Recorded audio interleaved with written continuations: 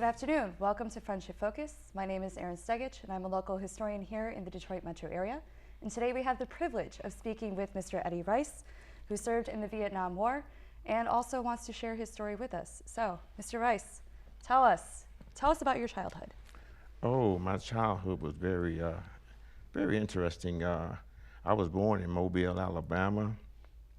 Um, uh, I was a very sickly little child in Mobile, Alabama. And I remember my mother, my granddaddy would tell me about my mother had came down to Michigan to be with her sister, and they gave me up to die when I was a baby. And my grandmother got me and gave me herbs and stuff and brought me back to myself. And so after I turned 3 years old, my mother came back and got me and took me to Saginaw, Michigan.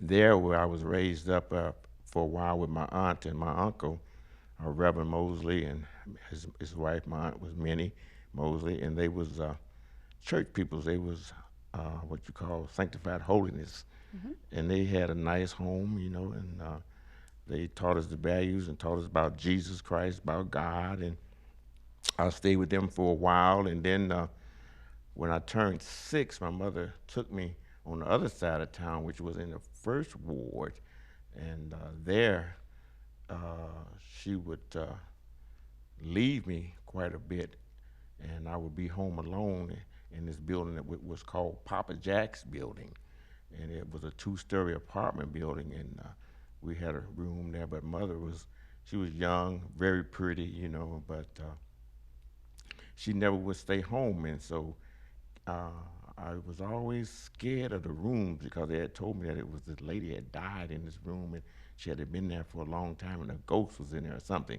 So Enough to scare a little child. I was scared, and so but then the kids would take me to their house to get me to stay with them, but the parents wouldn't let me stay with them. So what they would do, they would wait at night and let me come in through the back window, and I would stay with them, and as time went by, mother would be gone, and she used to come to Detroit quite a bit with a guy named Ike. He was a truck driver, and when I seen him coming, I knew she was gonna be gone, But as I went on, it was these ladies that ran a brothel. I used to walk through the alley, and I loved to sing. I'd be singing, just whistling and singing. One of them told me, "Come here, come over here," and they was talking to me. And then one of the ladies asked, "Do you want to work for us?" I said, "Yes, ma'am, I'll work for you." And you're how old? I was in the eighth, I was 8 years old in this, was that third grade, I think it was. Okay. Third grade then, yeah. And so I did, and I started working for them and doing chores, and they helped me. They bought nice clothes for me and stuff, and they made sure that I would go to school. And I can remember my third grade teacher named Miss Downey. She would always, she made sure that I did my lessons, and I liked it her because she taught me how to square dance. We was the only blacks that know how to square dance. But as it went on, I got into the 6th grade, and I And these women are still taking care of you. they took Raising care you. they took care of me until I was 9, 10, but I still knew them because I was in the same neighborhood. Mother gave me away to this lady called Minnie Mae Turner, and she had 8 kids. So I was in the same neighborhood, but I was with Minnie Mama. I remember my mother taking me and gave me to her and said, "I want you to keep him." And she pulled me to the side. Minnie Mama said that, she said, "Mike," because everybody called me Mike. She said, "One thing, she said, you have a roof over your head. You always have something to eat what we eat."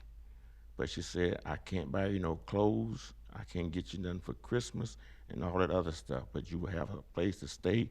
You have a bed and a roof over your head." She explained it to me. So I understood what the situation was. Right. So I still was working with the ladies there, and I had to keep stuff kind of confidential because the plants was right across Washington, the Gray Iron Foundry, and the busy days were like Thursday, Friday, and Saturday when When the You know, people were off of gentlemen would work. Yes, when they're off of work. yes, when they would come and get paid, you know, Thursday night they got paid, Friday they got paid, and, you know, but it went on, and I like fell through the cracks because I became a juvenile delinquent. I became a juvenile delinquent, but I still was going to school, and I didn't have no structure, no structure, no structure. But I was always was inquisitive about the way I seen other families. You know how the mothers would hug their children, and they were loving it when you go in the house and you could smell the food that been cooked. I didn't have all So that. you recognize that what you were experiencing as a child was much different from your peers. Exactly, very much so. Very, I didn't have that loving, but but when I look back now at it, I say to myself, God was preparing me to be humble, to love, and show compassion to people that need compassion. Because they showed me compassion and love, which they didn't have to do at that time when I was just a child. Right. And I learned that, and I just would do things in Minnie Mama house like the other kids wouldn't do. I remember her child was born, Annette, and she had to have a cesarean, and she couldn't get up, and she asked me, would you wash the diapers and clean the diapers for me? And I was the only one that would do that, so I would take them back in the head, scrub boards. I was Very humbling experience for most. I was humble. I was real humble.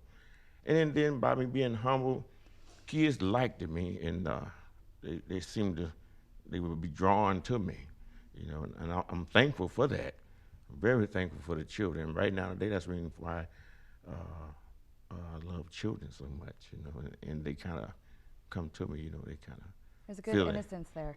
Exactly. So, big transition from going to where you grew up to where you ended up in Vietnam. Tell me about that process. How did you decide to make such a life-changing choice? Okay, by being a juvenile delinquent, before that, when I was staying with my aunt, it was a house. We had an apartment in the front and an apartment in the back. And we stayed in the back apartment, but we knew Irene Miller. Irene Miller had a son, which his name was James Blocker, and he was in the Korean War. And he came home, and I seen him. I'm a kid, and that uniform looked just so pretty on him, and he was sharp. I think it was the brown uniform with the brown pants. He looked good. I said, wow. He's wearing his alphas. Yeah, I said, I'm gonna be a soldier, you know. And while I was coming up, I was a Boy Scout, a Cub Scout, but I never was able to get a uniform because I didn't have the money to get it. Right. But I had a den mother, and then I was in the Boy Scouts, but that would put the thought in my head when I seen him in his uniform. So when the war first started in Vietnam, it was televised quite a bit. Yes. It was More so than Walter any war prior to Cronkite that. and all these other folks. And I talked to my partner James because it was four of us. It was James Bank, Robert Wilbert, Bo Pete, Clarence Wilbert, and myself. It was four of us that ran together. They didn't want to go, so me and Banks decided. So we went to the draft board, and they gave us paperwork to fill out, and we filled it out, and I forged my mother's name.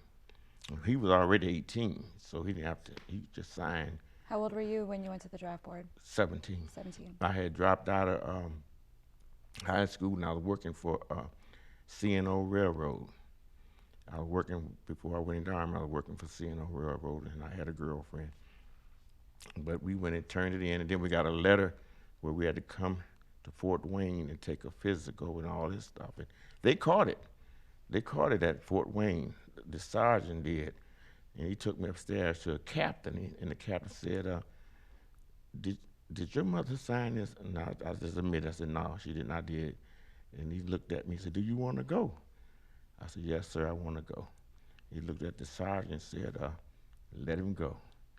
And so. So you signed up of your own free will? On my own free will. Mama didn't even know I was gone. Wow. And this is 1966? 66. So you went to basic? I went to basic in Kentucky. I'll never forget Fort Knox, Kentucky. We had a sergeant. He said, redneck, where you go? he was good. Sergeant Toothman. Well, he drilled us into shape. And everybody that was in our D17-5, I never forget it, D17-5 was from Michigan. We was all from Michigan, some part of Michigan. Most of all was black. We was from Michigan. And D17, then he turned us into the best.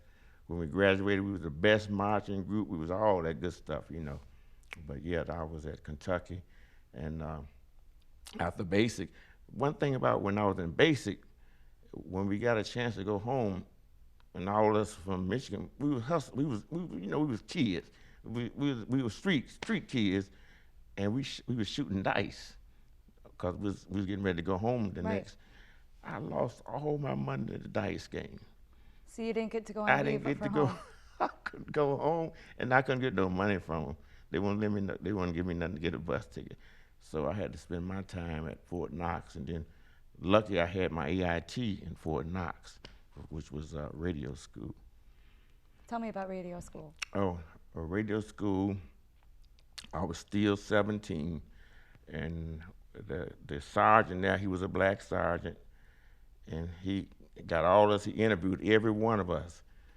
And when I came to get interviewed with him, he was sitting down. He said, "Son," he said, "you mighty young, aren't you?" I said, "Yes, yeah, I'm 17." He said, "Baby," and he said, "I need to talk to you." He said, "If you go to Vietnam," I can't tell. He said, "If you go to Vietnam, wherever you go," he said, "just dig you a hole.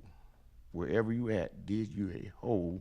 He said, "Cause if you dig a hole, ain't no cowards in the war." Remember, he told me, "You remember this. Ain't no cowards in no war." He said, "If you out there, you dig you a hole." And I kept that in my head. And that stays with you through your whole experience. Whole experience. And after that interview, he made me a squad leader. I was a little runt then. I could have been a tunnel rat. I was so skinny. I was so skinny, I could have been a tunnel rat. But anyway, so in AIT, I did 11 weeks. I was advanced because the Army brought stuff out of me that I didn't know I can do. That's one thing about the Army. So it was life-changing. Yeah, they changed the things I was doing, like the International Morse Code, the radio itself, all these. I never knew I could do all these things. But I was so apt and smart in it. I was advancing above the classes. So when I did that at Fort Knox, I had advanced, and they just put us on the bus and took us to Fort Gordon to Signal Corps.